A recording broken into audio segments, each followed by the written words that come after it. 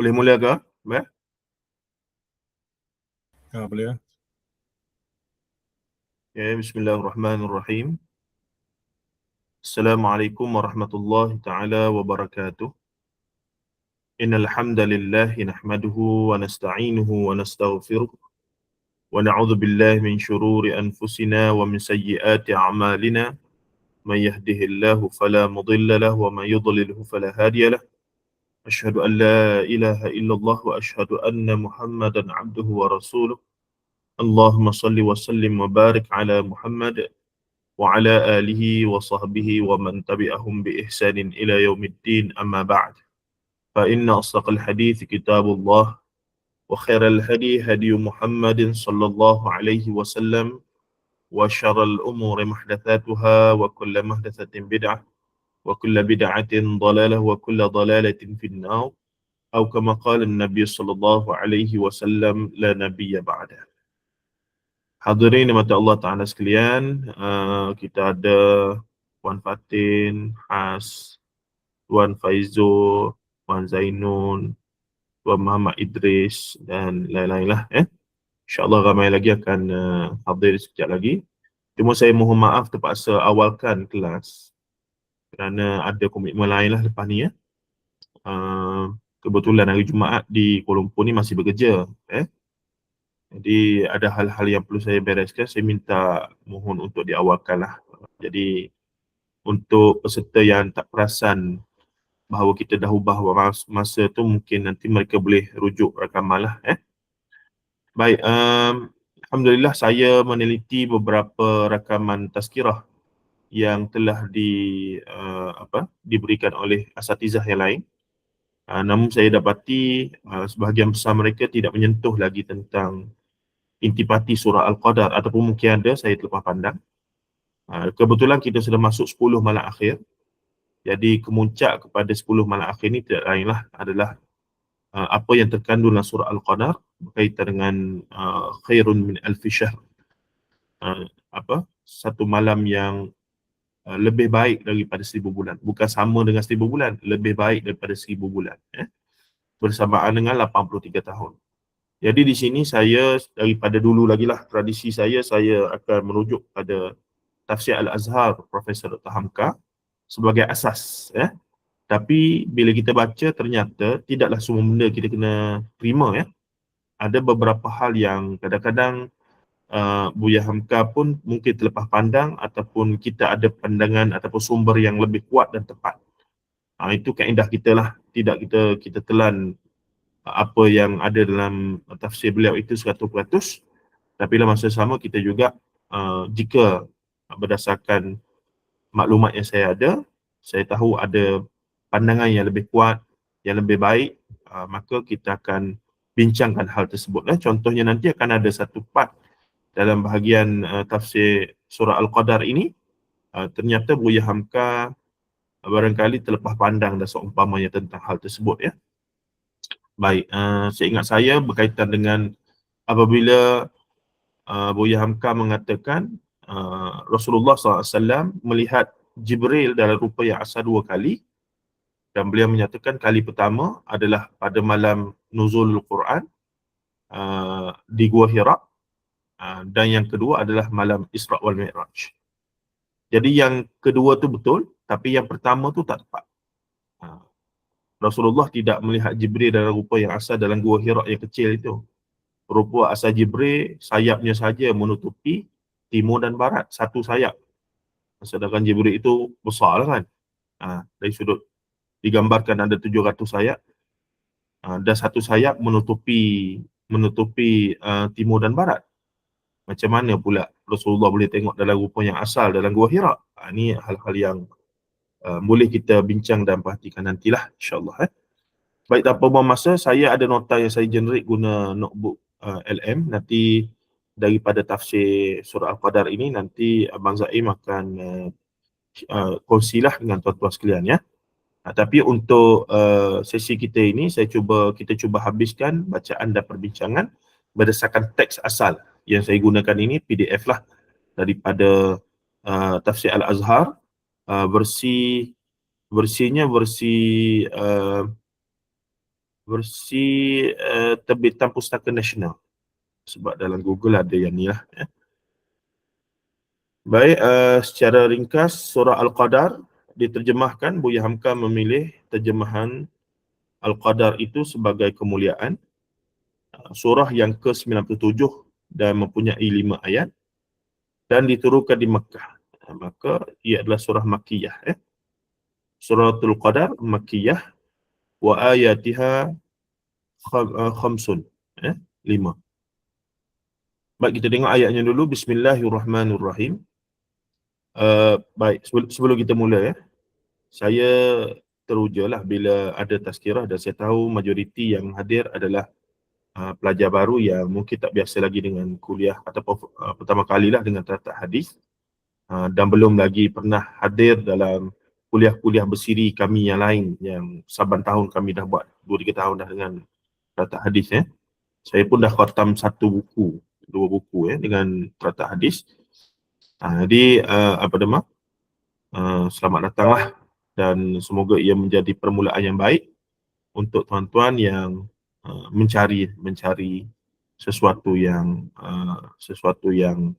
ada nilai, ada nilai untuk dunia dan akhirat kita, insya-Allah.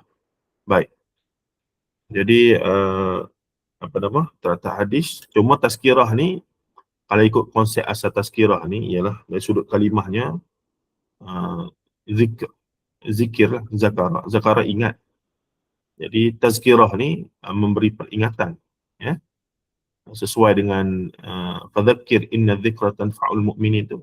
Bagilah peringatan kerana ia bermanfaat untuk sesama muslim, Dan biasanya tazkirah ni tak panjang lah. Kalau tazkirah tarawih pun dalam 20 minit maksimum. Kalau dah lebih 20 minit, setengah jam tu dah jadi kuliah lah. Tapi hakikatnya konsepnya sama. Kalau kuliah pun untuk memberi peringatan juga. Kalau tazkirah lah. Baik. Dari sudut istilahnya begitu. Kalau di Indonesia ada kultum, kuliah 7 minit, dia panggil kultum. Seseorang akan bangun selepas solat subuh, memberi tazkirah dalam 7 minit.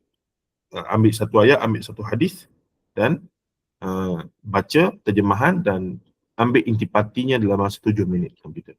Tapi kita cuba paling lama pun sejam lah untuk menghadam intipati daripada tafsir Al-Azhar terhadap surah Al-Qadar.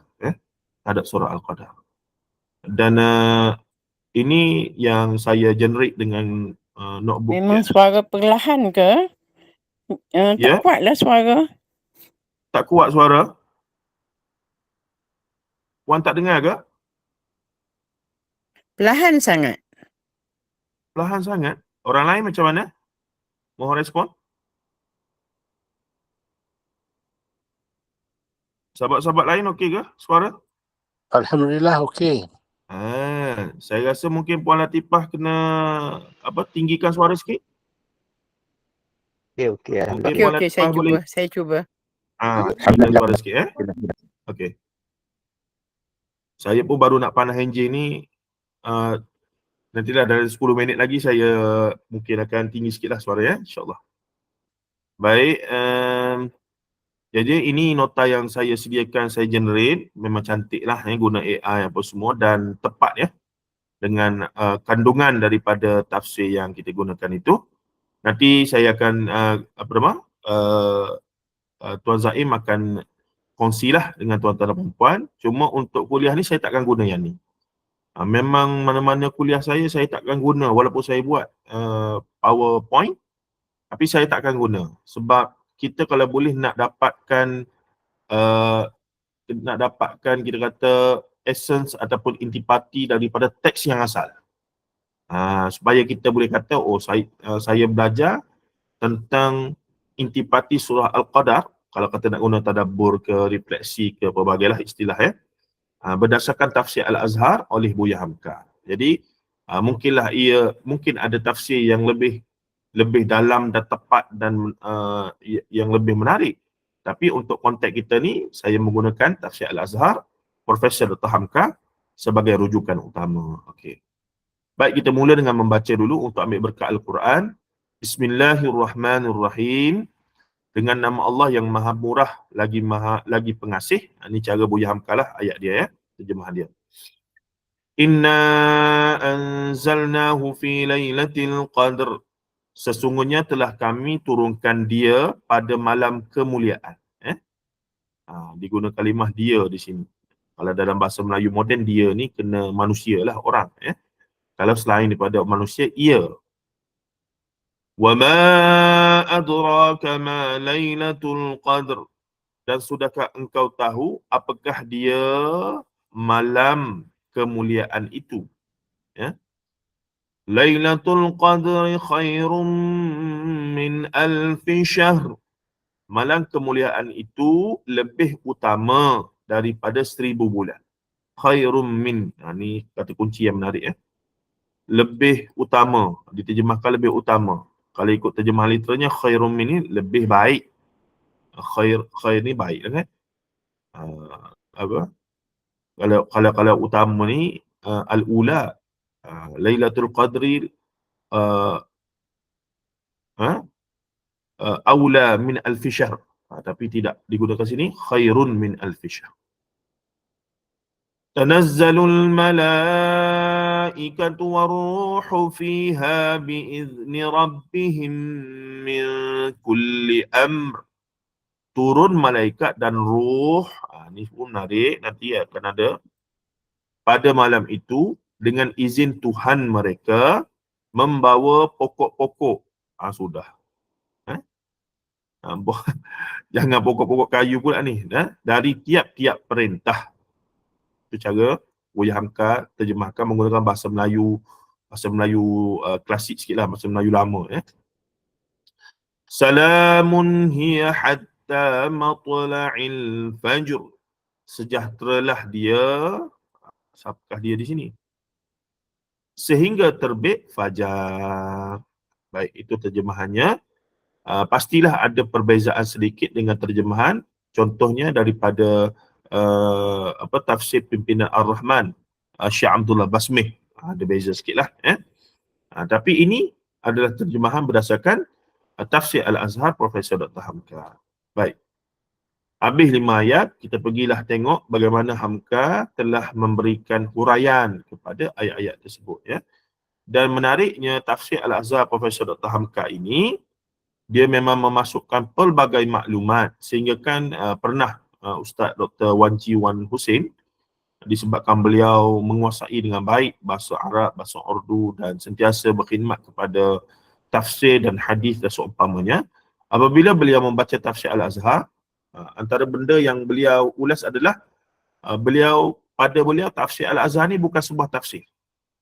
Lebih kepada catatan refleksi. Dia bukan tafsir per se. Jadi bagi orang yang mengaji tafsir betul-betul, maksudnya belajar kitab tafsir bil ma'thur, tafsir betul lah. Tafsir contohnya yang paling tinggi kedudukan tafsir bil ma'thur. Contohnya tafsir Al-Quran Al-Azim oleh Imam Ibn Kathir rahimahullah ta'ala. Ismail Ibn Kathir. Jadi itu memang tafsir yang betul-betul tafsir lah strukturnya. Bermula dengan kefahaman ayat, tengok siyak, tengok dia punya konteks, tengok dia istinbat hukum apa semua ini. Tapi Buya Hamka tidak. Buya Hamka dia masuk cerita pengalaman dia, laporan-laporan sejarah dan seumpamanya. Menyebabkan bagi orang yang betul-betul belajar tafsir, rasa ni bukan tafsir ni. Ni dah macam masuk banyak benda ni. Jadi bagi setengah pihak macam meletakkan tafsir Al-Azhar ni tak mencapai tahap tafsir lah. Tapi bagi saya pula, yang memang faham tujuan Hamka tulis tafsir Al-Azhar ni untuk siapa, audiensnya, sasarannya dan seumpamanya, itu kena baca mukaddimah panjang lebar dia tulis. Maka kita katakan perkara-perkara tersebut, yakni maklumat-maklumat sampingan itu bukanlah suatu kelemahan, melainkan suatu kelebihan. Kerana dia nak cuba rapatkan yang namanya tafsir daripada Al-Quran yang dalam bahasa Arab itu dengan konteks manusia di alam Nusantara ini, di alam Melayu kita ini. Jadi pelbagailah realiti-realiti masyarakat yang dimasukkan dan diulas dan diberikan refleksi ataupun diberikan ulasan-ulasan sesuai dengan konteks zaman dia lah dan seumpamanya. Nampak? Okey, nanti kita akan jumpa beberapa hal yang berikut yang menarik lah, maklumat yang menarik lah dan seumpamanya. Baik, kita pergi satu-satu. Inna anzalnahu fi lailatul qadr. Sesungguhnya telah kami turunkan dia pada malam kemuliaan. Al-Qadar diterjemahkan sebagai kemuliaan oleh Buya Hamka.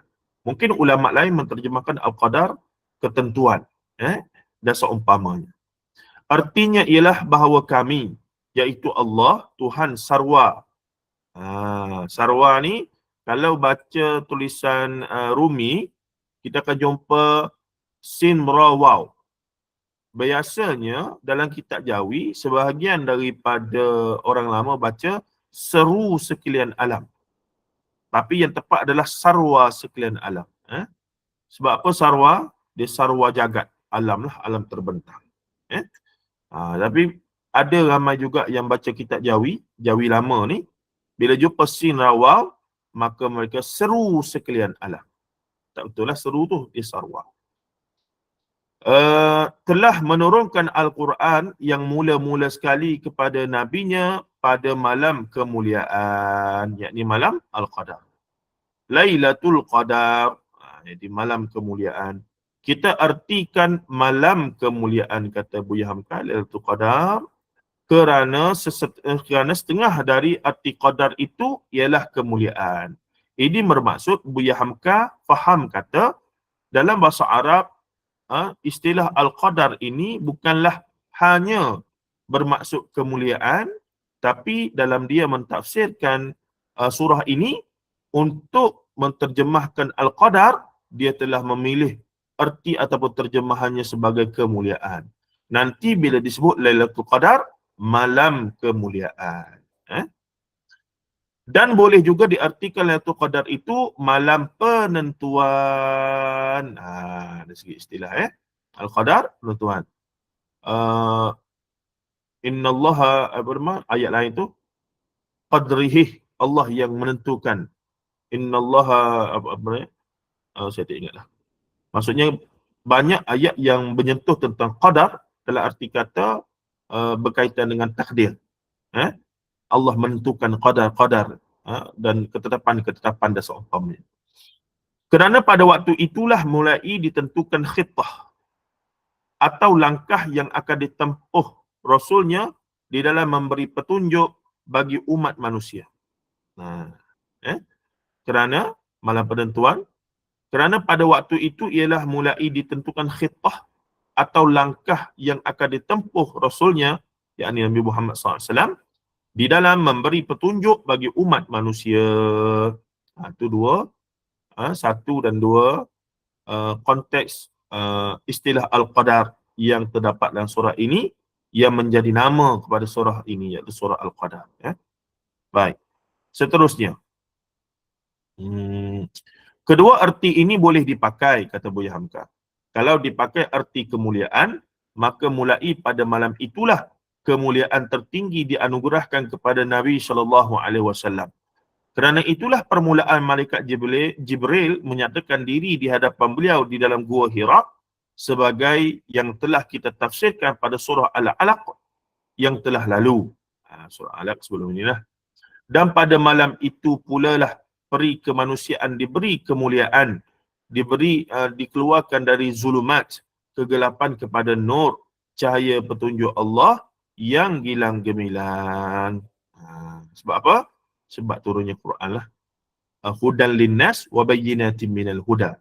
Petunjuk bagi sekalian manusia dan menjadi keterangan kepada petunjuk itu, iaitu Quran itu. Dan jika diartikan penentuan, berartilah di malam itu dimulai menentukan garis pemisah di antara kufur dengan iman. Kalau kata penentuan, ada ditentukan pada malam itu tentang apakah itu kufur, apakah itu iman.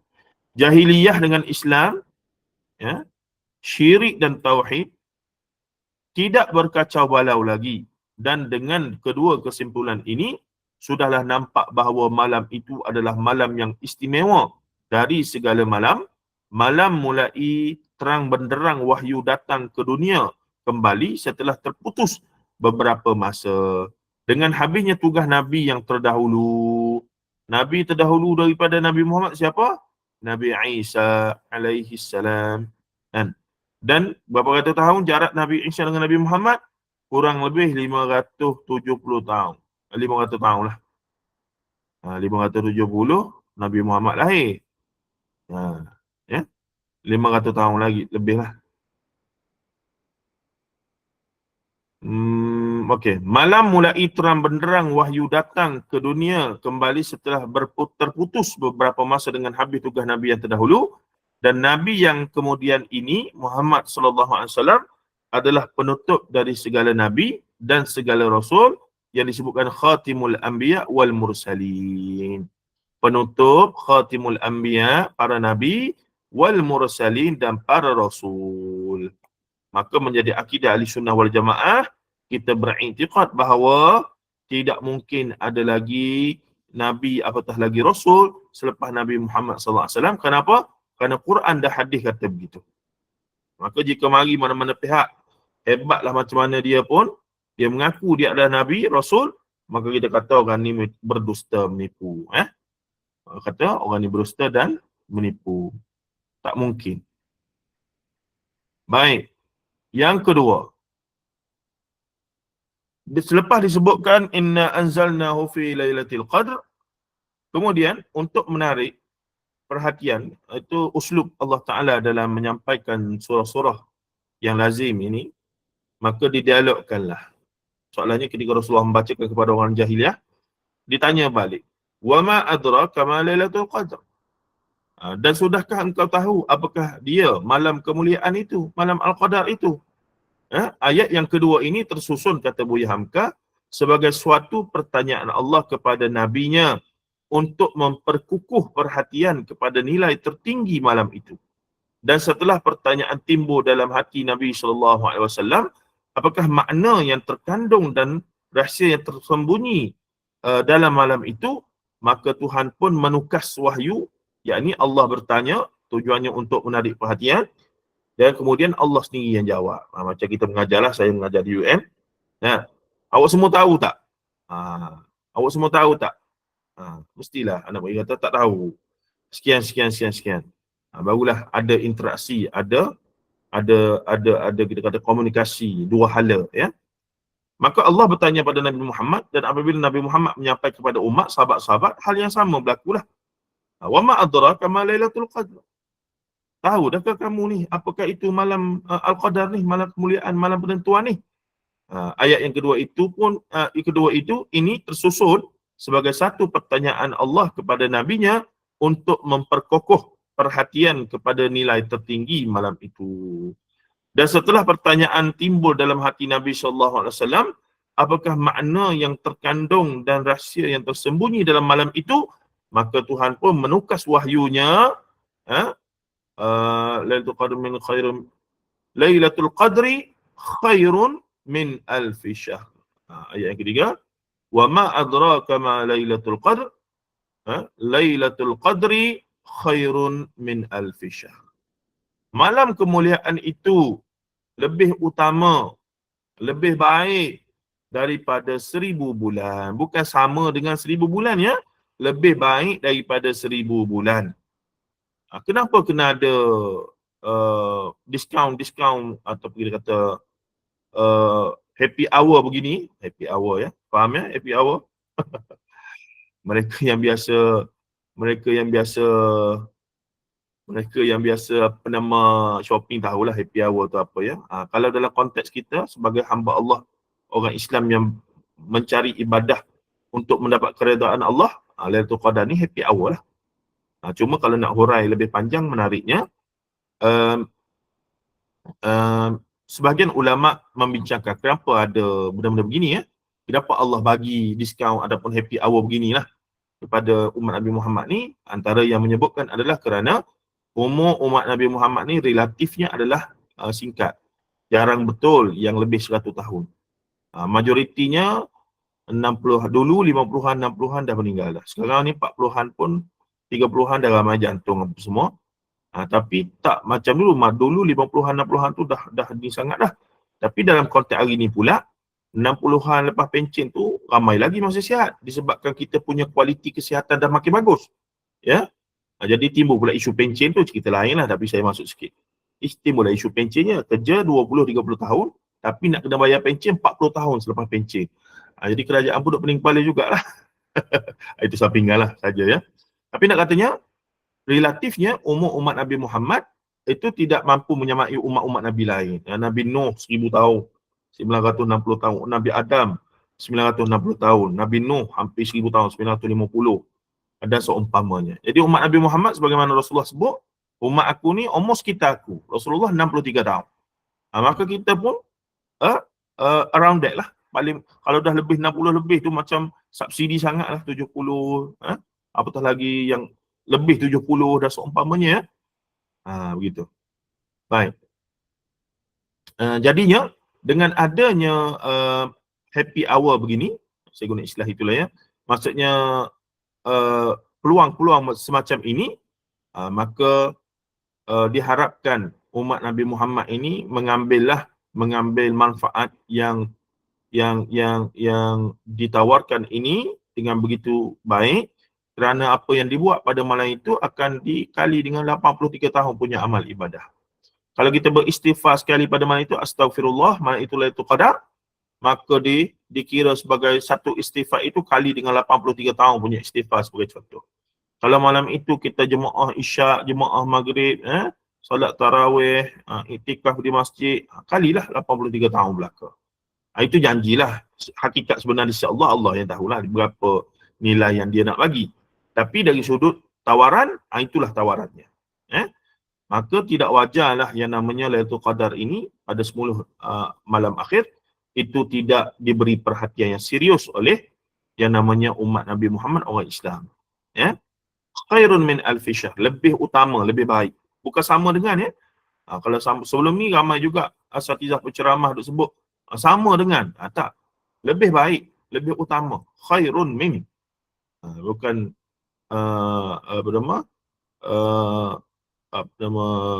lebih sama dengan, tidak.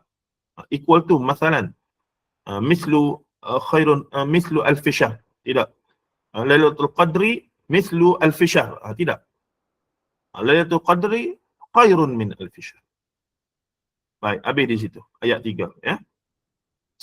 Maka di sini jugalah kalau kita baca hadis-hadis Rasulullah yang banyak berkaitan dengan ibadah, khususnya kalau tuan-tuan baca satu kitab yang sudah diterjemahkan oleh Telaga Biru, Lataiful Ma'arif, yang mengumpulkan hadis-hadis yang majoritinya hadis sahih berkaitan dengan amalan yang ada fadilat khusus yang berlipat kali ganda, yang dia susun ikut bulan Muharram, Safar, Rabiul Awal, Rabiul Akhir.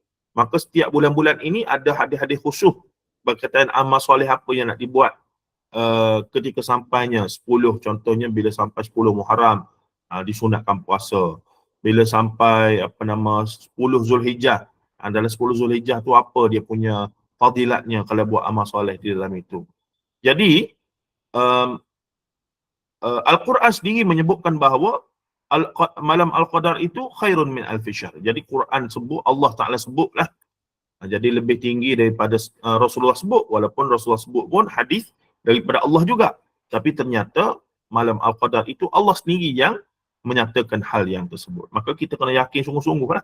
I'tiqad sebagai seorang Muslim, beriman kepada Quran secara total bahawa ada malam Al-Qadar dan ianya adalah khairun min alfi syahr. Tinggal lagi kita tak tahu malam bila, malam 21, malam 20, 23, malam 25, malam 27, malam 29, wallahu a'lam. Yang pasti kalau 10 malam tu kita pulun, insya-Allah saya yakin mesti kita akan dapat Lailatul Qadar. Confirm lah insya-Allah dapat Lailatul Qadar tadi. Dan ada kesalahan sikit lah apabila dulu-dulu ramai mereka yang mengatakan Lailatul Qadar ini malaikat lalu, boleh rasa sejuk, tengok kolam beku, apa semua tanda-tanda. Itu pengalaman para ulama. Pengalaman para ulama ni dia bukan wahyu. Mungkin mereka pun kebetulan malam tu begitu dan seumpamanya. Wallahu a'lam. Tapi yang pasti nas menyebutkan, nas yakni Quran ni menyebutkan apa nama? Tanazzalul malaikatu waruh fiha bi'izni rabbihim min kulli amr. Nah, dikatakan dalam ayat ketiga ini bahawa keutamaan malam kemuliaan atau malam Lailatul Qadar itu sama dengan 1000 bulan. Ini pun kurang tepatlah Buya Hamka guna sama dengan. Ini lebih utama betul dah. 1000 bulan. Lebih daripada 80 tahun, 83 tahun lebih.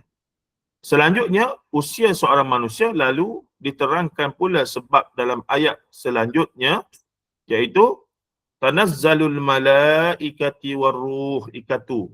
Tanazzalul malaikatu waruh fiha bi'izni rabbihim min kulli amr. Turun para malaikat. Ramai malaikat. Waruh, ruh ni plural seorang. Kalau ni arwah. Jadi di sini roh ni jadi perbincangan. Kenapa tanazzalul malaikatu waruh? Fiha bi'izni rabbihim min kulli amr. Pada malam itu dengan izin Tuhan mereka, membawa pokok-pokok dari tiap-tiap perintah. Ayat 4. Baik. Apa Buya Hamka hurai tentang ini? Itulah sebab yang nyata dari kemuliaan malam itu. Laksana satu perutusan atau satu delegasi. Malaikat-malaikat turun ke muka bumi ini bersama-sama dengan malaikat yang di sini disebut roh. Iaitu kepala dari sekalian malaikat. Iaitu malaikat Jibril. Okey, majoriti ahli sunnah wal jamaah tafsir menyebutkan roh di sini bukan roh orang mati sebagaimana setengah pihak faham. Ada setengah pihak faham, roh di sini roh orang mati. Maka malaikat-malaikat pun turun bersama roh-roh orang yang telah mati dari alam barzakh itu untuk balik ke rumah masing-masing. Maka dulu-dulu diajarlah malam ni kena buat begini, sedia nasi lah apa semua ni. Sebab apa? Roh orang tok nenek moyang kita mati tu balik. Tak ada ya, itu bukan ajaran Islam. Roh orang mati dalam Islam dah duduk di alam barzakh dan tidak boleh lagi buat apa-apa dan keluar daripada sana dan seumpamanya. Tak boleh lah. Di alam barzakh, dinding ghaib, bainahuma barzakhun la yabghiyan. Di antaranya ada dinding ghaib yang memisahkan dan tak mungkin lagi boleh cross over each other. From the both side, cannot from this side go to this side and from this side go to that side. Never ever. Memang tak boleh. Makanya yang lebih penting adalah, maka sebab majoriti ulama ahli sunnah wal jamaah tafsir muktabar pun menyebutkan roh di sini adalah siapa dia? Jibril alaihi salam. Kerana keistimewaan Jibril itu sendiri, maka disebutlah di situ adalah Jibril alaihi salam. Okey. Baik. Iaitu okey. Yang kadang-kadang Jibril itu juga disebut Ruhul Amin dalam ayat yang lain. Disebutkanlah Jibril itu sebagai Ruhul Amin dalam ayat yang lain. Disebutkan bahawa Jibril itu adalah Ruhul Amin. Rupanya memang Al-Quran Allah Ta'ala ni, bila dia address Jibril, kerana istimewanya Jibril ni sebagai pembawa wahyu kepada Rasulullah, maka digunakanlah pelbagai istilah namanya itu. Dan kadang-kadang disebut juga Ruhul Qudus. Ruhul Qudus, iaitu roh yang suci. Kudus ni suci, mulia lah. Ruhul Amin, roh yang dipercayai. Menghantarkan wahyu kepada Nabi yang telah terpilih buat menerimanya, Mustafa. Siapa dia? Muhammad sallallahu alaihi wasallam. Al-Mustafa. Dia dalam Gua Hira. Peristiwa dalam Gua Hira. Baik. Nilai malam itu menjadi tinggi sekali, lebih utama dari 1000 bulan, setinggi-tinggi usia biasa yang dapat dicapai oleh manusia. Allah menciptakan kita manusia umat Nabi Muhammad SAW dalam keadaan tahu bahawa umur kita tidak akan panjang sangat, maka Allah menyediakan peluang-peluang kita katakan happy hour ini. Antaranya lain, kalau kita baca hadis-hadis Rasulullah, apa dia? Selain daripada waktu, ada yang namanya tempat, yang ada barakah dan afdaliyat yang begitu, keutamaan begitu. Apa dia? Contohnya solat satu rakaat dalam Masjidil Haram sama dengan 100,000 rakaat, ataupun satu sekali solat sama dengan 100,000 kali solat dalam Masjidil Haram. Di Masjidil Nabawi kali dengan 1000. Siapa yang buat puasa, pergi buat umrah dalam bulan puasa di Haramain lah, Mekah Madinah itu, khususnya Mekah, maka pahalanya sama dengan buat haji. Jadi hadis-hadis begini sepatutnya kita cari, tuan-tuan. Hadis-hadis tentang fadailul a'mal yang sahih lah, afdaliyat, keutamaan. Menyebabkan kita tahu, oh aku nak pergi umrah, tapi kalau aku pergi sekarang, aku ni haji, kalau dengan umur sekarang, kalau buka tabung haji, belum tentu dapat pergi ni. Jadi why not aku strategize, carilah waktu yang cantik, maksudnya pergi haji tu pada bulan Ramadan. Mahal lah sikit, 10,000 ke berapa. Tapi lebih baiklah daripada tak sempat pergi langsung, kerana janjinya adalah apa dia? Janjinya adalah pahala sama dengan buat haji secara sempurna. Kok-koklah kalau umur tak panjang untuk dapat panggilan haji, maka paling tidak kita dah ada backup, iaitu buat umrah pada masa haji. Pada masa Ramadan. Sebagaimana hadis sahih Nabi sallallahu alaihi wasallam. Jadi itulah benda yang kalau kita belajar hadis-hadis Rasulullah, khususnya berkaitan dengan fadailul a'mal yang sahih ini, tuan-tuan, kita akan nampak kita boleh rancang dan nampak alternatif. Kita tidak akan buat ibadah secara sembrono lah. Kita akan merancang, oh bagus gini, bagus gini, bagus gini.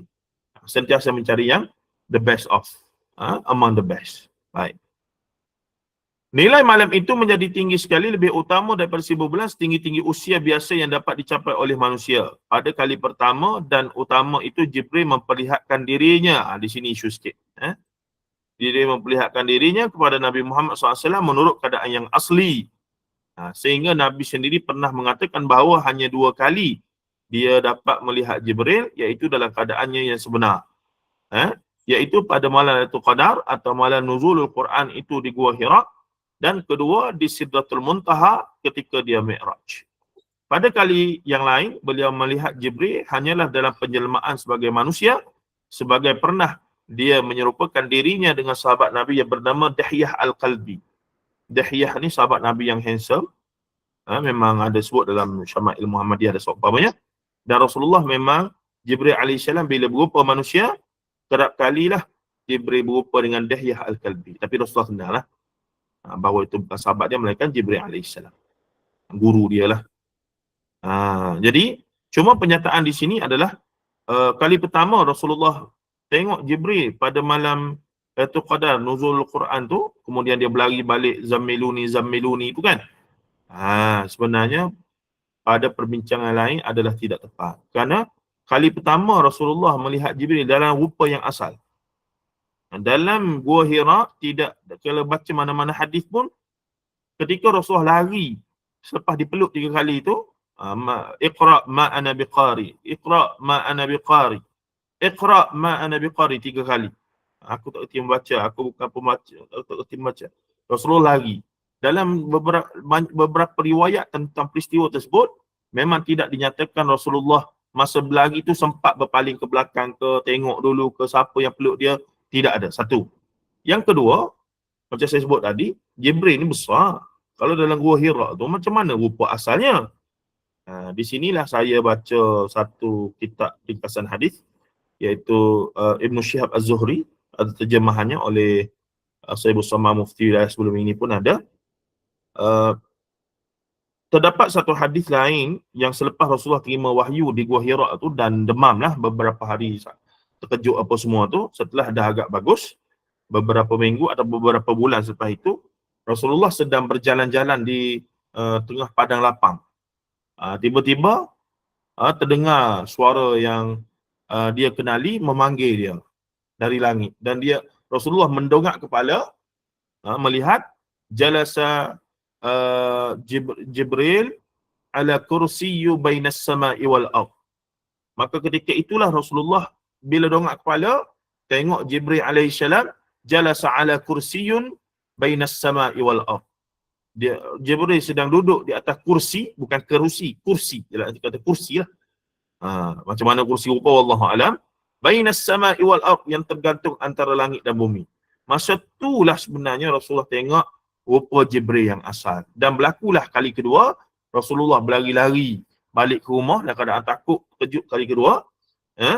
dan suruh isteri dia selimut sekali lagi, dan tidak berapa lama sampailah wahyu ketika dia duduk berselimut itu, ya ayyuhal muzammil qum fa'anzir wa rabbuka fakabbir wa siyabaka fatahhir war rujza fahjur.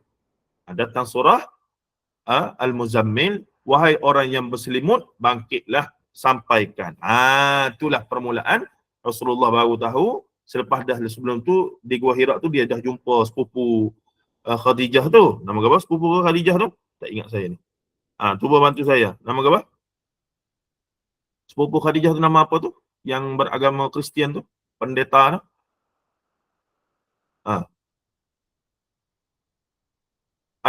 Tak ingat ke? Bantu saya sikit.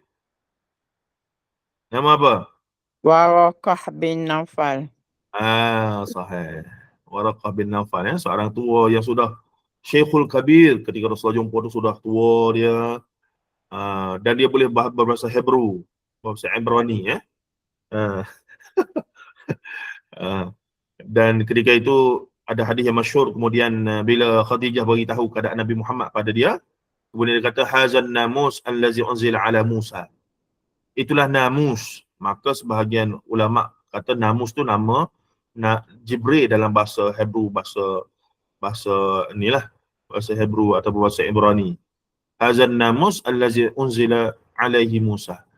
Maksudnya namus yang sama, malaikat Jibril yang sama tu yang turun pada Nabi Musa dulu. Dan bernama Waraqah bin Naufal kata, kamu akan di-execute oleh your own clan, your own people. You will execute, bukan execute, apa? Expel. Kena hambat, kena halau oleh kaum kamu sendiri. Dan Waraqah kata, kalaulah aku muda lagi ada pada masa tu, aku pasti akan ikut kamu. Jadi di sini menunjukkan soalannya, Waraqah bin Naufal telah mengiyakan kerasulan Rasulullah sallallahu alaihi wasallam. Pertama dia ahli kitab lah. Tidak syirikan Allah. Satu, termasuk golongan yang dinamakan sebagai Hanif, insya-Allah. Yang kedua, ketika Rasulullah mai cerita benda tu, dia pun approve. Cuma tidak ada rekod bahawa dia mengucap 2 kalimah syahadah ke apalah. Sebab masa tu dakwah Rasulullah belum lagi berjalan. Dan tak berapa lama lepas tu, ada catatan lah kalau baca sirah, Waraqah bin Naufal meninggal dunia. Sebab masa tu dia dah sangat tua dah. Baik. Wallahu a'lam. Baik. Itu keadaannya tuan-tuan. Jadi menariklah. Kali kedua memanglah Rasulullah tengok Jibril rupa yang asal ada malam Isra' wal Mi'raj. Bahkan Rasulullah melihat nama apa? Kuda yang dia tunggang tu, Burak dan seumpamanya, keraan binatang syurga tu, binatang langit tu kan, Burak. Tuan-tuan pernah tengok ke Burak macam mana? Saya ada kuliah khas pasal Burak ni. Burak, kita bandingkan Burak pula. Riwayat tentang Isra' Mi'raj berdasarkan teks Melayu tradisional daripada sastra Melayu tradisional kita. Itu bidang kajian saya lah. Di peringkat PhD pun saya buat kisah Nabi dan Rasul berkaitan berdasarkan sumber hikayat Melayu dengan kita bandingkan dengan Quran dan hadis yang sahih. Jadi banyak benda menarik. Kita tak katalah yang Melayu ni mengarut belaka, tapi ada dia punya ni sendiri. Ni gambar Burak, digambarkan inilah gambar Burak. Macam mana tuan-tuan boleh terima ke ni gambar Burak ni? Tak boleh. Tak boleh. Dulu kita pergi kedai aci India Muslim kita tengok ada gambar ni warna biru kan. Kita tanya apa ni? Dia kata Burak. Kenapa gantung? Murah rezeki macam-macam lah. Tak setujulah Tapi belah-belah Farsi, belah India, ini ma'ruf. Ini ma'ruf digunakan. Sampaikan ada setengah tulisan itu menggambarkan Nabi Muhammad, tengok tak ada wajah tapi. Na'udzubillah min zalik. Na'udzubillah min zalik. Tapi dari sudut kesenian ke apa semua, cantik lah. Dan memang ada stroke dia ni macam memang ada setengah yang dianggap sebagai dewa Hindu dan seumpamanya lah. Memang pengaruh daripada sana pun. Baik. Okey, balik cerita kita ni. Dalam surah surah ke-44, surah Ad-Dukhan. Dukhan apa dia? Asap, asap tebal. Ayat 3, malam itu disebut Lailatin Mubarakatin. Disebutkan Lailatin Mubarakatin. Malam yang diberkati oleh Tuhan. Orang Melayu ni, saya nak tulis buku belum sejak 5 ke 10 tahun dulu ya. Ada beberapa konsep yang kita salah faham. Berkat, satu, karamah, pun salah faham. Ada satu lagi, berkat, karamah dan apa satu lagi, rezeki ke apa Sekejap saya tengok. Ada 3 benda yang saya rasa saya nak tulis buku dan menjelaskan keberkatan yang sebenar. Kefahaman yang namanya berkat menurut Quran dan Sunnah. Kebetulan dah ada satu TC PhD yang bahas tentang perkara itu dalam bahasa Arab. Dan kemudian tentang karamah. Karamah ni lagilah banyak diserat dalam bahasa Melayu jadi keramat. Dan bila keramat tu banyak benda-benda yang salah faham telah berlaku di situ sekejap saya tengok hakikat mimpi Muhammad wa datuya salam susah lebih muslihat. Banyak ya idea-idea lama tulis buku ni yang tidak berjaya belum berjaya dibuat lah. Pemikiran perjuangan Muhammad ada terujuk mentabak 7. Pemikiran apa? Roh jin hantu. Oh, tak ada pula Tanya orang cari ni, dia tak ada pula. Tak apalah. Tapi dia katanya adalah berkat, karamah dan apa konsep tu takdir ke? Takdir ni saya dah ada buku dia tentang takdir ni. Jadi kesilap fahaman tentang keberkatan, tentang karamah, tentang takdir ni boleh menyebabkan sampai terganggu akidah Tidaklah jadi syirik, tapi boleh ke arah syirik, kemuncak dia. Na'udzubillah min zalik. Di sini ni. Dah banyak kalau baca Ibnu Jauzi punya Talbisul Iblis, antara ruang untuk iblis mentalbislah, menipu daya manusia itu, saya melihat khususnya sebahagiannya orang Melayu lah dalam bab berkat, karamah dan seumpamanya ini. Itu boleh kita bincang nantilah kemudian InsyaAllah ada rezeki. Baik. Amat mulialah malam itu sebab malaikat-malaikat dan roh dapat menyatakan dirinya dan Muhammad SAW mulai berhubungan dengan alam malakut, dan akan terus meneruslah hal itu selama 23 tahun kemudian, 10 tahun di Mekah dan 30 tahun di Madinah. Iaitu setelah lengkap wahyu itu diturunkan Tuhan daripada mana? Sidratil Muntaha, turun kepada Baitul Sidratil Muntaha, turun ke mana-mana dah? Baitul Izzah, langit utama. Daripada Baitul Izzah diturunkan kepada Rasulullah secara berperingkat selama 23 tahun. 10 tahun di Mekah, 13 tahun di Madinah. Baik.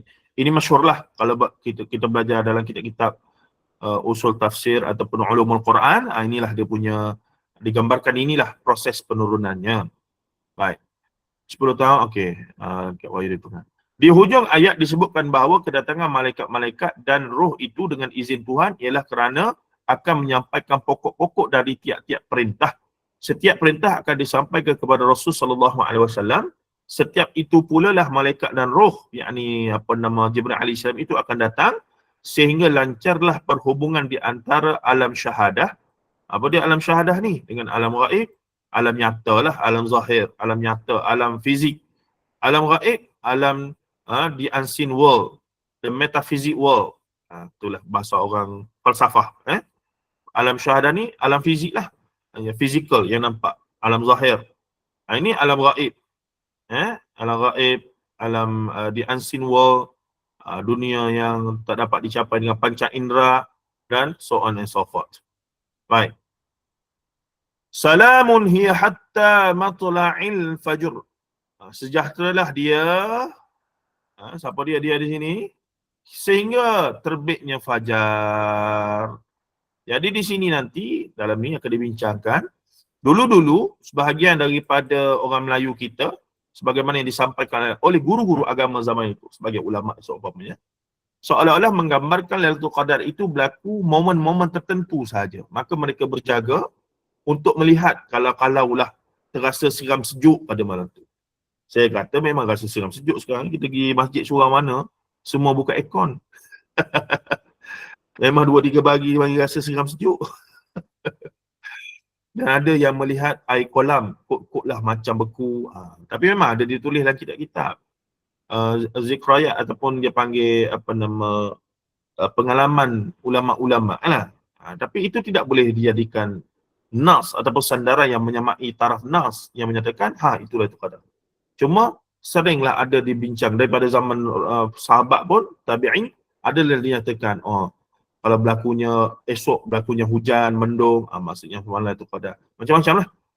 Tapi hakikatnya yang terbaik 10 malam akhir mesti akan berlaku Lailatul Qadar. Tak payah carilah masa bila. Dia seolah-olahnya kalau malaikat lalu tu kita rasa seram sejuk, rasa macam masa terhenti, maksudnya malaikat sedang lalu lah tu. Sedangkan setengah riwayat menyebutkan pada malam Lailatul Qadar tu langit, 7 petala langit, 7 petala bumi ni tidak ada melainkan penuh dengan malaikat belaka, beresak-resak malaikat. Jibril saja besar mana? Tu tak masuk malaikat-malaikat lain lagi. Dan antara sebab kenapa malam itu malam yang hebat tu, doa diterima antara lain kerana kalau doa itu diaminkan oleh para malaikat, dan doa yang diaminkan oleh malaikat ni menjamai syafaat. Maksudnya confirm Allah Ta'ala akan makbul. Itu antara rahsianya. Pentingnya malam Lailatul Qadar itu. Dalam ayat ini bertambah jelas bahawa bahawa malam itu adalah malam salam, malam kesejahteraan, malam sejahtera, malam damai dalam jiwa Rasulullah.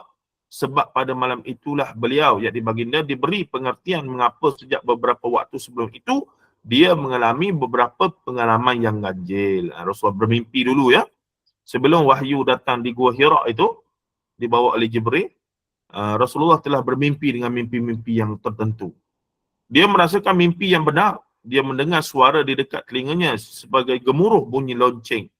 Mulai pada malam itu terubat hati manusia utama itu Muhammad SAW yang sudah sekian lama merasa diri terpencil dalam kaumnya kerana perasaannya yang murni sudah sejak kecilnya tidak menyetujui menyembah berhala dan tidak pernah beliau memuja patung-patung dari batu dan kayu itu sejak kecilnya. Dan sudah sejak mudanya hati kecilnya tidak menyetujui ada adat buruk bangsanya. Pada malam itulah terjawab segala pertanyaan dalam hati, terbuka segala rahsia yang muskil selama itu. Itulah malam damai, malam salam, sejak terbenamnya matahari sampai terbitnya fajar hari esoknya. Di waktu itu, sebab pada malam itulah dipisahkan segala urusan yang penuh hikmah. Sebagaimana yang difirmankan oleh Allah dalam surah 44 surah Ad-Dukhan ayat 4, iaitu urusan yang besar di sisi kami, sesungguhnya kami adalah mengutus Rasul, ayat 5, sebagai rahmat dari Tuhanmu, sesungguhnya dia adalah Tuhan yang maha mendengar, lagi maha pudak, ayat 6. Nanti balik sendiri ya. Surah Ad-Dukhan ayat 4, 5, 6. Baik. Kita pergi laju. Dengan keterangan 3 ayat Lailatul Qadar, ditambah 3 ayat pembuka dari surah Ad-Dukhan, teranglah bahawa malam Lailatul Qadar itu adalah malam mula turunnya Al-Quran. Sebab itulah disebutkan, Syahrul Ramadan allazi unzila fihi al-Quran hudan linnas wa bayyinatin minal huda wal furqan. Bilakah masa Lailatul Qadar itu? Al-Quran telah menjelaskan lagi di dalam surah Al-Baqarah, surah 2, Al-Baqarah ayat 185, jelas bahawa bulan Ramadan adalah bulan yang padanya diturunkan Al-Quran, ya, menjadi petunjuk bagi manusia, dan keterangan-keterangan dari petunjuk itu wa bayyinatin minal huda wal furqan, menjadi pemisah antara hak dan batil, ya, tetapi menjadi perbincangan panjang lebar pula di antara ahli-ahli hadis dan riwayat, bilakah malam apakah yang tepat Lailatul Qadar itu. Sehingga di dalam kitab Al-Fathul Bari, syarah kepada Sahih Bukhari, daripada Al-Imam Al-Hafiz Ibn Hajar Al-Asqalani, bukan Usqalani ni, Al-Asqalani, Asqalan, daripada dekat dengan Asqalan ni, dekat dengan apa namanya Syria ataupun dekat dengan Palestin, ya, Asqalan, ya, bukan Arpaslan. Yang terkenal itu disalinkan beliau tidak kurang dari 45 qaul. ada 45 pandangan tentang hal ini saja. Tentang malam terjadinya Lailatul Qadar. Masing-masing menurut pengalaman dengan catatan ulama-ulama yang merawikannya. Sejak dari malam 1 Ramadan sampai 29 atau malam 30 Ramadan. Tak mungkin 31. Kalau 31 haram kita berpuasa. Sebab bulan Islam 29 ataupun 30 sahaja. Sebab tu hari Syak adalah 28 tengok anak bulan. Ulama yang merawikan yang kita sebut, dan semuanya pun dinukilkan pula oleh Al-Imam Syaukani daripada Yaman di dalam Nailul Awtar, syarah hadis dia.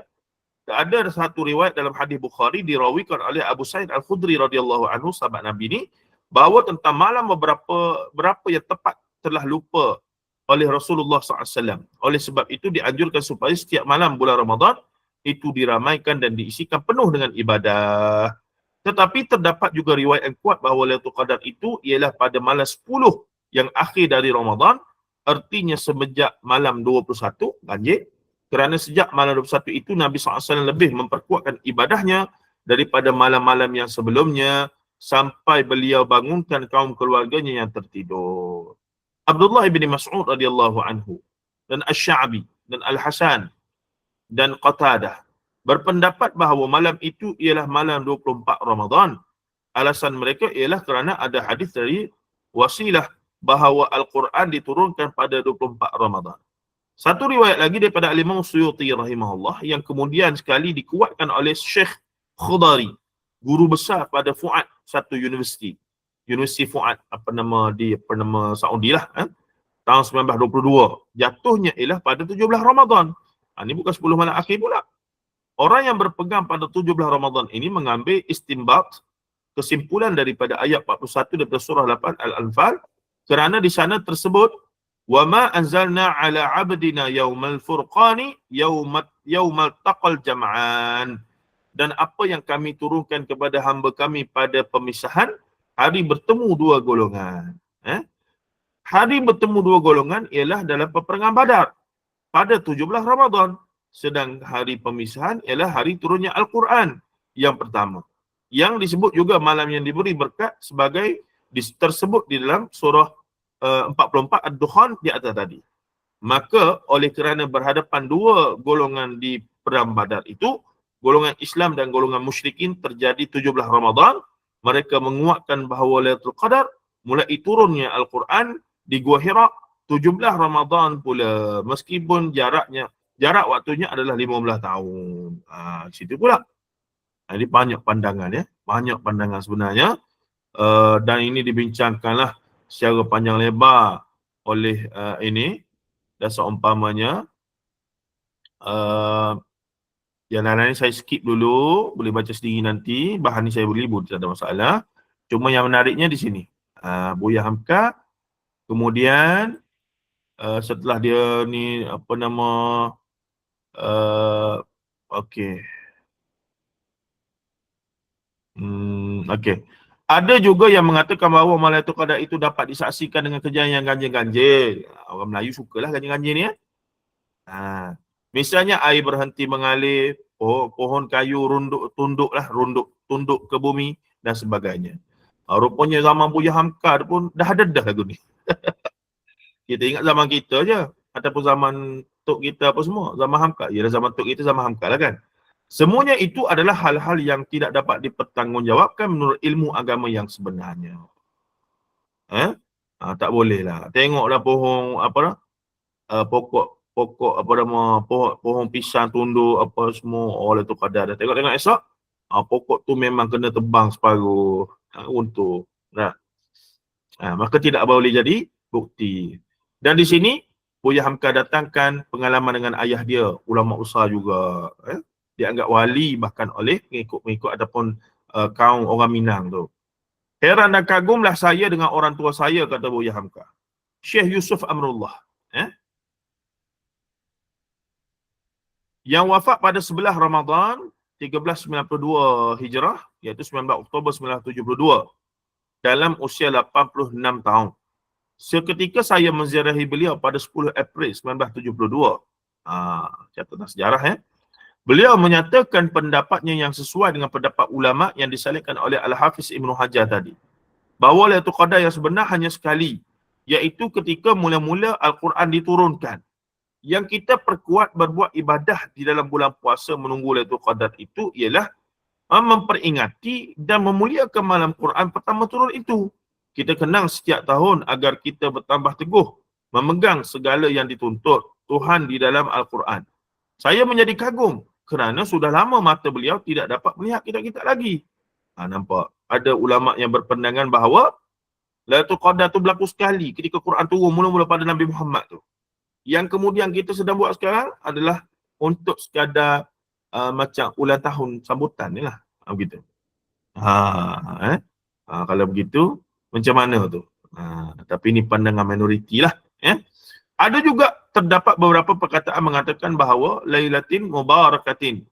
Bagaimana dalam surah Ad-Dukhan tadi, malam yang diberi berkat itu bukanlah Lailatul Qadar, melainkan malam nisfu Sya'ban. Tetapi dalam penyelidikan terhadap sumber agama yang sah, iaitu Al-Quran dan hadis yang sahih, tidaklah bertemu sumbernya. Riwayat tentang nisfu Sya'ban itu tidaklah dapat dipegang.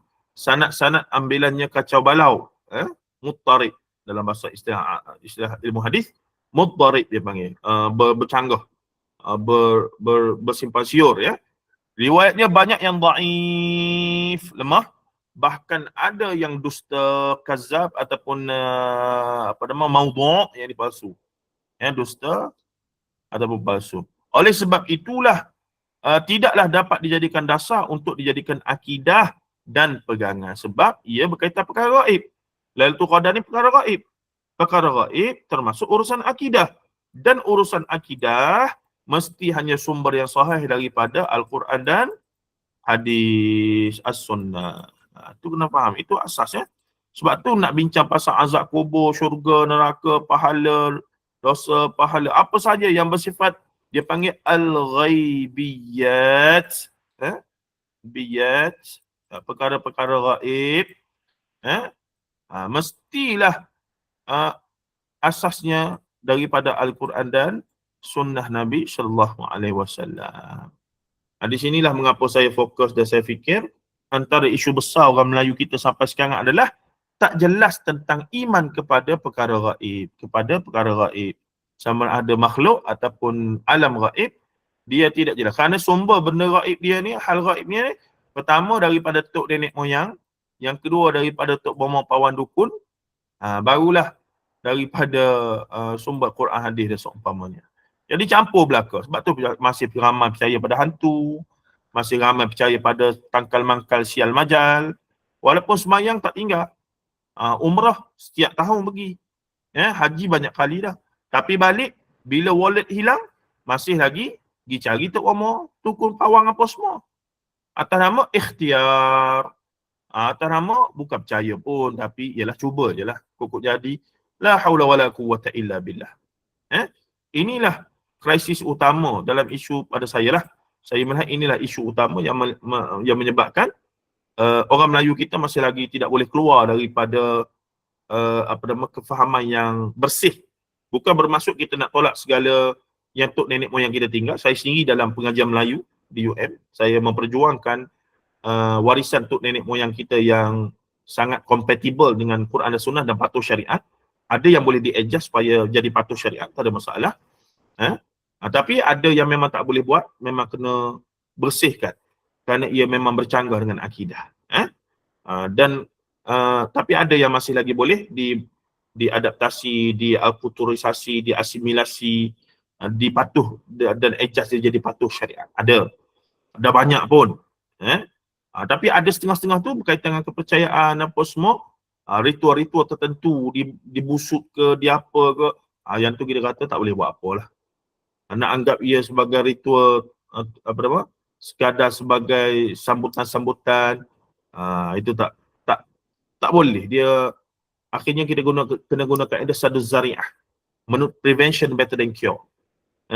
We cannot allow that kind of ritual continuously practiced by our people, sebab dia punya implikasi memang boleh menyebabkan kegelinciran akidah. boleh menyebabkan kenindahan dalam sedar ataupun tidak. Jadi yang kita risaunya syirik tanpa sedar. Na'udzubillah min zalik. Na'udzubillah min zalik. Panjanglah kita boleh bincang perkara ini dan seumpamanya ya. Okey, kalau secara umumnya kita sudah selesai untuk syirik inilah ya. Paling tidak walaupun kita skip lah sikit tadi, saya tak baca habis panjang ya. Tapi bahan ni saya boleh bagi, dan siapa boleh baca sendiri surah cari sendiri tafsir Al-Azhar tu boleh bacalah. Dan kami ada buat kelas juga esok dan lusa adalah kelas las lah ya. Dan selepas raya ni mungkin seminggu sekali kami nak teruskan, saya buat kelab membaca tafsir Al-Azhar. Selain pada kelas dengan teratak hadis, saya sebab semenjak tidak aktif berkuliah di surau masjid di Selangor ni, saya mencari ruang lah malam-malam tu nak bagi ada aktiviti. Jadi saya memulakan selain pada berkuliah dengan teratak hadis bulan sekali, saya juga buat kelab membaca tafsir Al-Azhar, membaca tadilah secara tadi line by line, tengok apa yang penting semua. Secara wallahu alam baru nak mula secara mingguan ya. Sekarang ni hanya buat macam testing dulu untuk Ramadan, setiap Ahad dengan Sabtu pagi jugalah pukul 8 dan seumpamanya. Wallahu alam. Ada soalan ke? Ada soalan ke daripada jemaah sekalian?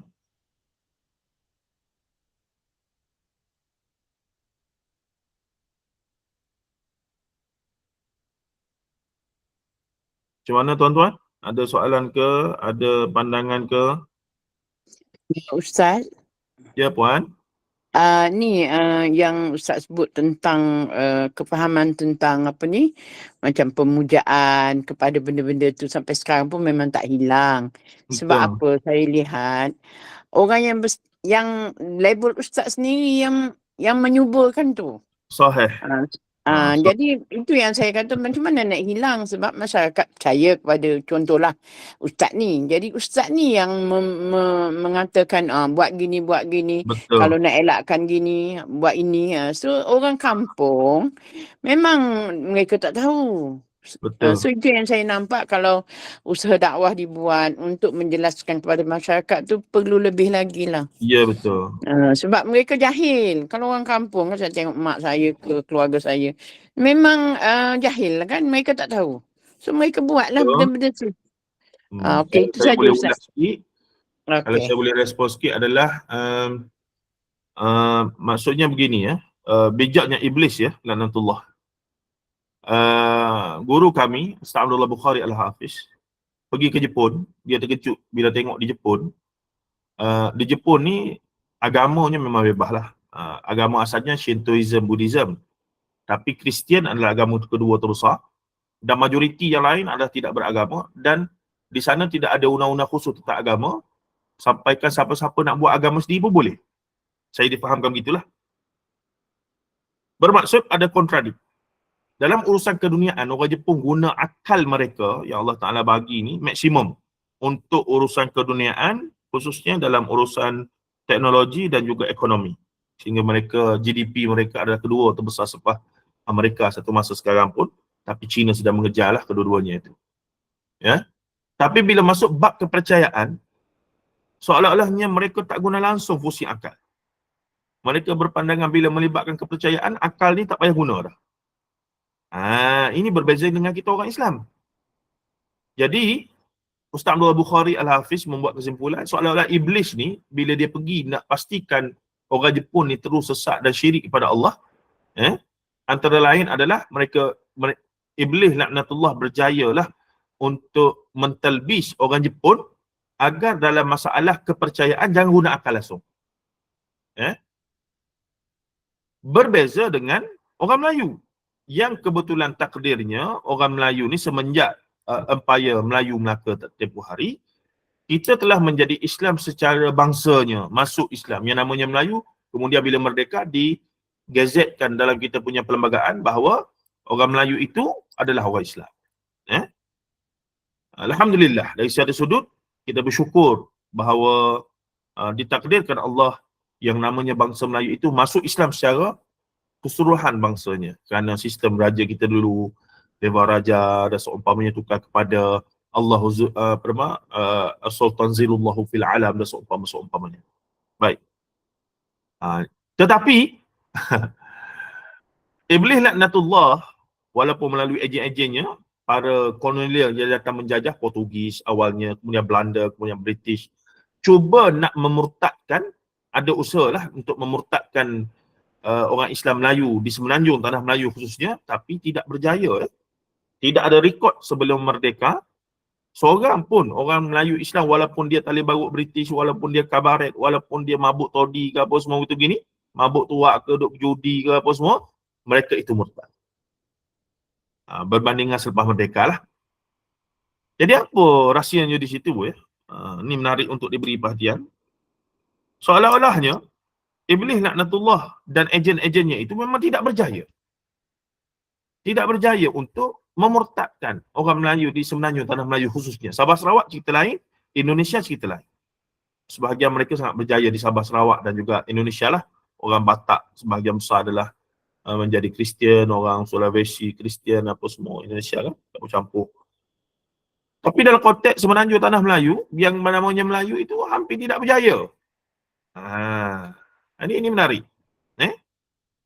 Maka saya menyambung apa yang Ustaz Abdullah sebut tadi, kalau dengan orang Jepun, Iblis laknatullah punya talbis adalah dalam masalah kepercayaan tetap jangan guna akal langsung. Maka kepada orang Melayu yang sudah Islam, seolah-olah ya, saya memberi gambaran bahawa Iblis ni dengan orang Melayu ni, mereka nak Islam ke, mereka nak ikut sunnah ke, mereka nak beribadah ke, mereka nak puasa, haji, apa semua kita pergi. Tak apa. Bagi. Tapi para iblis ini secara liciknya, mereka tahu satu kelemahan orang Melayu ini khususnya, walaupun mereka Islam, walaupun mereka begini, ada satu benda kita kena pastikan mereka tak tinggal. Apa dia? Kepercayaan kepada bomoh, pawan, dukun, tangkal, mangkal, sial, majal dan seumpamanya. Tanpa kita sedar, itulah yang Quran mari untuk suruh kita tinggal. Rasulullah punya dakwah tauhid tu untuk tinggal benda-benda tu lah. Jadi kontradiknya, kita yang dah Islam, tapi dalam masa sama, masih lagi menerima dan mengamalkan hal tersebut. Waliyadzubillah min dzalik. Jadi di sinilah cerdiknya lagi iblis ni, dan juga ialah bomoh, pawan, dukun ni dah wujud sebelum Islam datang ke alam Melayu lagi. Jadi setelah Islam datang apa semua itu gini, bomoh, pawan, dukun yang dulunya ada kedudukan yang tinggi di sisi hierarki masyarakat tradisional kita, sama level dengan ketua kampung, orang kaya apa semua ni, bomoh, pawan, dukun lah. Sebab mereka boleh merawat dan berinteraksi dengan alam gaib, mambang, semangat, apa semua itu gini tu. Maka bila Islam datang, lama-lama masyarakat pun dah ada kesedaran Islam, menerima pengaruh orang Arab, apa semua itu gini. Maka bomoh, pawan, dukun juga berevolusi. Dan zaman moden kita ini lagi dahsyat lah. Kalau dulu kita pergi rumah Tok Bomoh, pawan, dukun, kita tahu tu Tok Bomoh, pawan, dukun. Dia dengan tengkoraknya, dia pun tak pakai bajunya, dia pakai kain oren dia saja ke macam mana ke. Hari ni kita pergi rumah Tok Bomoh, pawan, dukun, dia punya pakai tu lebih daripada lebay ustaz, para ulama dan seumpamanya. Kita pun confused. Hebat iblis laknatullah ni. Dia punya talbis. Jadi di sini Puan Latifah ya, pada saya, kita tak ada cara lain melainkan kena educate berterusan masyarakat kita untuk mereka juga ada ilmu dalam menentukan dan faham. Ini rawatan yang katanya rawatan alternatif, which is tidak salah, ada ruqyah syariah, tapi yang betul-betul patuh syariat. Dan yang ni walaupun rupa je macam ustaz, ulama apa semua, tapi kaedah rawatannya tidak patuh syariat. Yang ni yang susah ni. Ini yang susah ni. Nak bagi faham yang tu, nak bagi faham masyarakat kita ni supaya mereka kena ada asas untuk boleh membezakan yang ni kalau kita pergi merawat nampak macam okey. Dia punya pakaian, jubahnya apa semua tak apalah. Tapi bila dia start merawat, dia mula membacakan mantra-mantra yang sudah tidak dipahami. Mulalah suruh buat ritual pelik-pelik, begitu gini. Yang kita tahu ia bercanggah dengan syarak. Maka secara automatik sepatutnya orang yang nak dapat rawatan tu tahu ni tak patuh syariat ni. Tak pergilah lah. Tapi tidak berlaku begitu ya. Orang kita ni bila nampak Dia mudah percaya lah, dia mudah percaya. Tu memang banyak benda lah lagi kita kena buat. Dan diharapkan pengajian-pengajian begini boleh menghidupkan akal kita untuk mendapatkan, kita kata, ruh Al-Quran, iaitu Al-Furqan tadi tu, yang boleh membezakan. Paling tidak rasa tak selesa lah ya. Macam kita dengar orang ajaran sesat cerita pelik-pelik, boleh terbang sana, terbang sini, meraih sana, boleh macam-macam lah. Kita kata, Nabi pun tak sampai taraf tu. Rasulullah tu kekasih Allah, tak sampai taraf tu. Nah, mana boleh dia kata tu, Nabi Sulaiman tu boleh buat macam-macam. Iyalah, itu mukjizat dia. Allah yang bagi. Bukannya dia nak sendiri. Ni kita tak faham ni. Dia banyak benda lah. Bila atas saya kata, asasnya adalah cara berinteraksi dengan perkara-perkara gaib. Dan dalam Quran, saya dah buat search lah, susunan dalam salah satu buku saya, iaitu Khurafat, Tahyul dan Mistik di Alam Melayu. Ada lebih kurang 63 ayat, 64 ayat yang ada kalimah al-ghaib.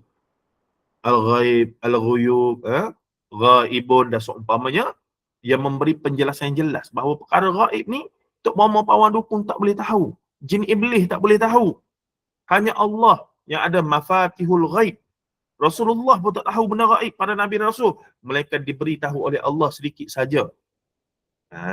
Jadi kata kuncinya adalah keimanan kepada perkara gaib itu kena ikut SOP Quran dan Sunnah, sebagaimana matlamat Al-Quran itu diturunkan dan matlamat dakwah Rasulullah untuk membersihkan dakwah tauhid, membersihkan perkara-perkara syirik itu. Wallahu alam. Panjang topik ni puan, saya memang ada kelas khas dan bincang khas dan isu ini ya. InsyaAllah nanti ada peluang lagi kita sambung perbincangan ni lagi insyaAllah. Terima kasih Puan Latifah atas soalan yang membangkitkan semangat. Saya naik angin sikit kalau tajuk macam ni Okay, terima kasih 9 suku dah kita ni. Kalau tak ada apa-apa, kita boleh berhenti di sini dulu sehingga sesi Komen ya. tak? Ya bang. Yalah, komen. Komen, okey. Apa pendekatan terbaik nak sampaikan penjelasan tentang bid'ah, seolah-olah perkara tabu yang tidak boleh disentuh langsung oleh masyarakat, sedangkan ia juga termasuk perkara bid'ah bagi Nabi SAW. Akibatnya masyarakat kurang peka. Ini bukan peka, peka. Orang bahasa, orang fonetik sebutan kata peka, bukan peka.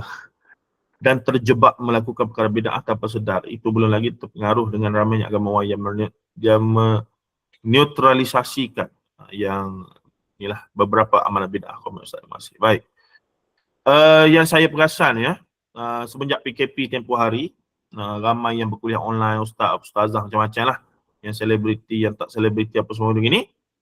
Jadi bila kita perhatikan, ternyata majoriti ceramah-ceramah di luar sana lebih banyak fokus kepada hal-hal yang berbentuk mubasyirat. Mubasyirat ni apa dia? Benda-benda yang seronok-seronok didengar lah. Cerita pasal nikmat syurga sahaja, nikmat azab neraka jangan-jangan diceritakan. Jadi fokus kepada azab nikmat syurga. Apa lagi? Benda-benda sedap didengar lah. Benda-benda yang muluk-muluk, yang ni apa semua. Jadi ada 3 perkara yang jarang disentuh kerana wallahu alam, kerana risiko ke apa ke begitu begini, kerana mungkin boleh menyebabkan orang tak selesa ke apa semua. Yang pertama, tauhid lawannya adalah syirik. Perganjian khusus tentang syirik kepada Allah, pembahagiannya secara mendalam dan akademik secara ilmiah, jarang kita dengar. Disebut secara umum saja. Tapi merincikan apa faktor yang menyebabkan, apa contoh-contoh dia di alam Melayu ni macam mana dia, itu jarang disentuh. Kerana wallahu alam mungkin akan menyebabkan orang tak suka lah. Jadi bila orang tak suka, tak dapat dijemput dah lah. Tak dijemput lah, itu je isunya. Jadi itu pertama. Sebab lawan dia, macam mana kita nak faham tauhid yang sesungguhnya kalau kita tak faham syirik? Memang tak boleh.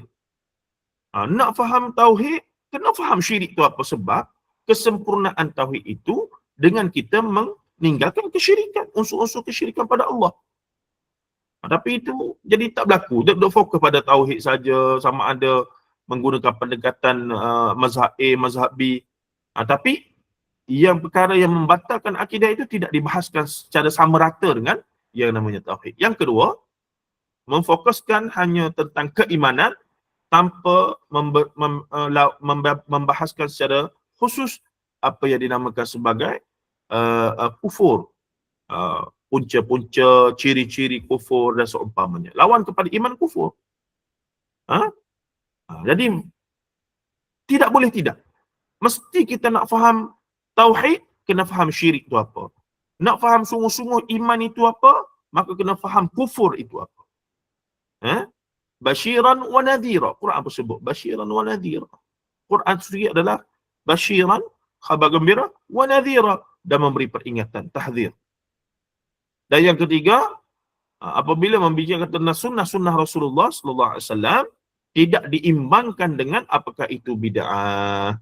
Kerana beranggapan bila bincang bab bid'ah, nak kata orang ni bid'ah masuk neraka. Sedangkan ia perlu dibincangkan dalam konteks yang betul lah, yang ilmiah. Apa yang Allah kata, apa yang Rasulullah kata dari sudut bahasa, istilah, dari sudut pengamalan dan seumpamanya. Sehingga kita menjadi sangat berhati-hati dan sentiasa rasa nak cari yang bersih, yang lebih dekat dengan sunnah Rasulullah dan yang betul-betul sunnah Rasulullah SAW yang aslam, yang paling selamat. Tidak sekadar sebagaimana setengah tu confused. Yang ni pun ulama kata harus sebab ada dalil umum, sedangkan dalam hal yang sama ada sunnah yang sunat hukumnya kerana ada dalil yang khusus. Sepatutnya kita fokus kepada sunnah yang sunat hukumnya kerana ada dalil khusus dalam bab itu. Confirm dapat pahala. Apabila harus kerana dalil umum yang dikhususkan untuk kerana menjadi amalan kebiasaan masyarakat, ulama-ulama yang mengatakan harus ni pun tak berani nak kata benda tu sunat. Bermaksud mereka pun tak confident, confirm dapat pahala. Khusus. Dikhawatir pula, na'udzubillah, hal tersebut kerana syubah-syubah yang ada boleh menyebabkan kepada cenderung kepada yang namanya bid'ah dan seumpamanya. Jadi di sinilah dalam pengajian yang berteraskan manhaj Al-Quran dan Sunnah ini, ya, kita mesti akhirnya berfikiran bahawa kita nak yang the best, yang terbaik, yang paling afdal, yang paling ahsan, yang paling apa lagi, ahkam dan seumpamanya, berbandingkan yang tidak jelas, yang masih lagi ada khilaf padanya, yang masih lagi kabur dan seumpamanya. Wallahu alam. Ya. Okeylah. InsyaAllah nanti saya akan kongsikan bahan-bahan yang saya gunakan untuk sesi kita ni. Nanti Tuan Zaim akan share lah dengan tuan-tuan dalam grup, ya. Dan untuk seterusnya mungkin boleh untuk tahu kelas-kelas kita seterusnya, boleh konteks boleh bertanya kepada Tuan Zaim lah, ya, berkaitan dengan hal tersebut. Jadi jazakumullah khairan katsira wa barakallahu fikum. Selamat menjalani 10 akhir Ramadan dengan cemerlang dan terbaik, ya. Dan semoga pagi ini juga termasuk sesi man qama Ramadan imanan wa ihtizaman ghufira lahu ma taqaddama min dhanbih, menghidupkan Ramadan dengan majlis ilmu, insya-Allah. Assalamualaikum warahmatullahi taala wabarakatuh. Waalaikumsalam warahmatullahi